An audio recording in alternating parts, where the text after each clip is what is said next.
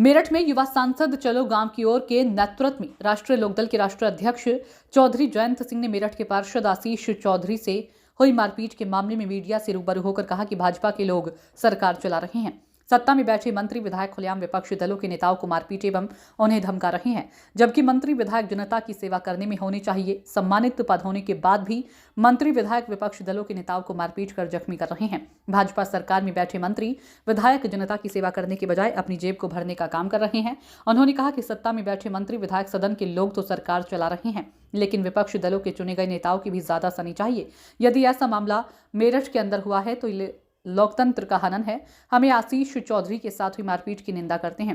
राष्ट्रीय रालोद अध्यक्ष जयंत चौधरी सोमवार को जाहिदपुर पहुंचकर पार्षदों से मिले। उन्होंने कहा कि सदन में मारपीट का मामला असहनीय है, इसे सहन नहीं किया जा सकता। मैंने सदन की वीडियो देखी है। भाजपा के मंत्री और एमएलसी मारपीट कर रहे हैं। मेरठ में शनिवार को नगर निगम कार्यालय में पार्षदों से मारपीट के मामले में रालोद के राष्ट्रीय अध्यक्ष जयंत चौधरी ने जाहिदपुर पहुंचकर पार्षदों से मुलाकात की। इस दौरान उनके समर्थक और समाजवादी पार्टी के विधायक अतुल प्रधान भी मौजूद रहे। रालोद अध्यक्ष जयंत चौधरी ने कहा कि नगर निगम के सदन में मारपीट की घटना को सहन नहीं किया जाएगा। विधायक और मंत्री खुद मारपीट कर रहे हैं। वीडियो फोटो देखकर मुझे बहुत दुख हुआ है। समाज जो फैसला लेगा उसमें हम साथ हैं। 10 तारीख को पंचायत रालोद शामिल होंगे। पुलिस को निष्पक्ष कार्रवाई करनी चाहिए। जो दोषी हैं उसके खिलाफ मुकदमा दर्ज होना चाहिए, लेकिन पुलिस प्रशासन के सामने मंत्री विधायक मारपीट कर रहे हैं। उन्हें जनता ने प्रदेश की एवं गांव की सेवा करने के लिए चुना गया है, न कि विपक्षी दलों से मारपीट करने के लिए। उन्होंने कहा कि सदन में बैठे भाजपा के लोग गुंडागर्दी पर उतर गए हैं। दलित मुस्लिम जनप्रतिनिधियों को कुचले का काम कर रहे हैं, जबकि गरीब मजदूर किसान आदि लोग ऐसे भ्रष्ट जनप्रतिनिधियों को सदन में ना बैठाएं। ऐसे लोगों को चुनकर भेजे जो अपने क्षेत्र का विकास कर सके। सदन में जो हुआ है ये निंदनीय है। इसकी आवाज को विधानसभा एवं लोकसभा में उठाया जाएगा। प्रशासन यदि दोषियों के खिलाफ कार्रवाई नहीं करता है तो उसकी हुंकार भरी जाएगी। अभी पिछले दिनों हमने देखा कि बम्पर सांसद जो थे वो निलंबित हुए और उसको कहा गया कि वो लोकतांत्रिक प्रक्रिया का एक तरीके से गला घोंटना जैसा है। ये जो घटना मेरठ में हुई है उसको किस तरीके से आप देखते हैं? ये उससे कहीं कोई कम नहीं है और देश के शहरों नगरों में विकास की बड़ी जिम्मेदारी वहाँ जनप्रतिनिधियों की होती है। बहुत बड़ा एक पद है, बहुत बड़े विश्वास से चुनाव जीत के जो लोग जनप्रतिनिधि बन के आए हैं उनकी जिम्मेदारी है और विकास के मुद्दों को जब सदन की कार्रवाई होती है वो आगे रखना भी चाहते हैं, रखते भी हैं। और इस बीच में जो विधायकगण हैं और मंत्री हैं, सरकार में जो लोग शामिल हैं, उनकी भी जिम्मेदारी बनती है कि वो सुने। मैं तो ये मानता हूँ कि सदन की कार्रवाई में ज़्यादा शेयर, ज़्यादा भार, ज़्यादा जो है मौका विपक्ष को मिलना चाहिए, क्योंकि सरकार तो चला ही रही है। सरकार में जो लोग शामिल हैं उनकी तो वैसे ही उनकी सुनवाई हो जाती है, बिना कहे उनके काम हो जा रहे हैं, उनके दबाव में पूरी सरकार चल रही है। लेकिन जो विपक्षी पार्टियों से चुनाव लड़कर जीत के आए हैं उनकी ज़्यादा सुनवाई सदन में होनी चाहिए।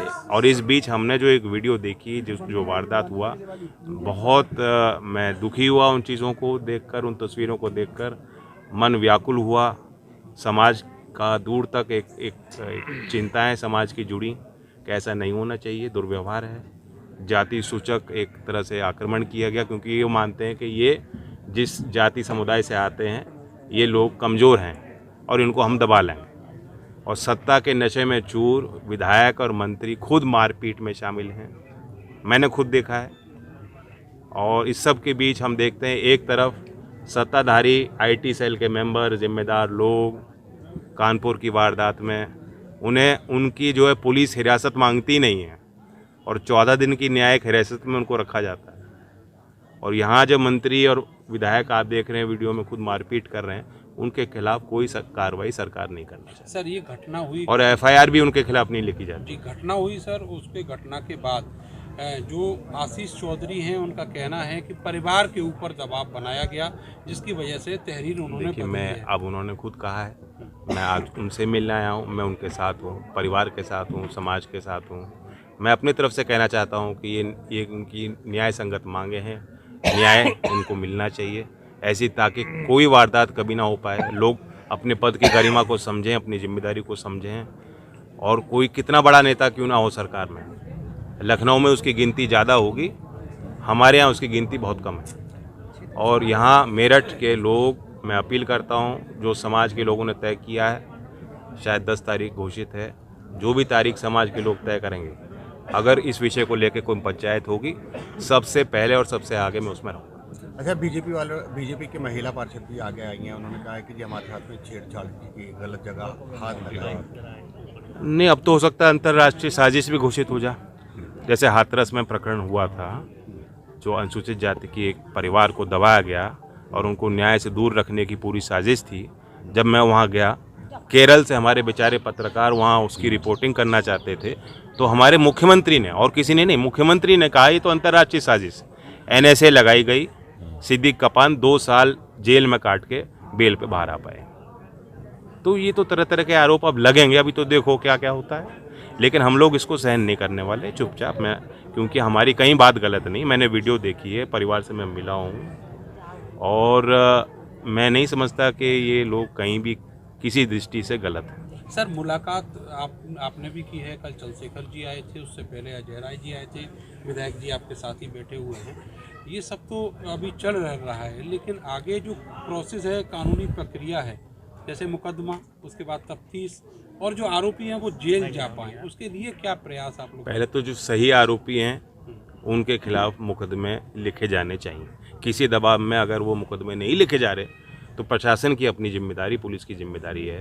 पुलिस सरकार में शामिल नहीं है, बीजेपी में शामिल नहीं है। वर्दी पे मुझे विश्वास है, उचित कार्रवाई वो करें।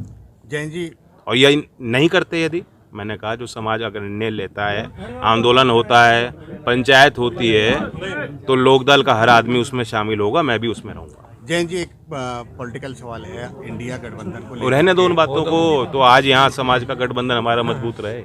ठीक है, हाँ जी, थैंक यू। Thank you.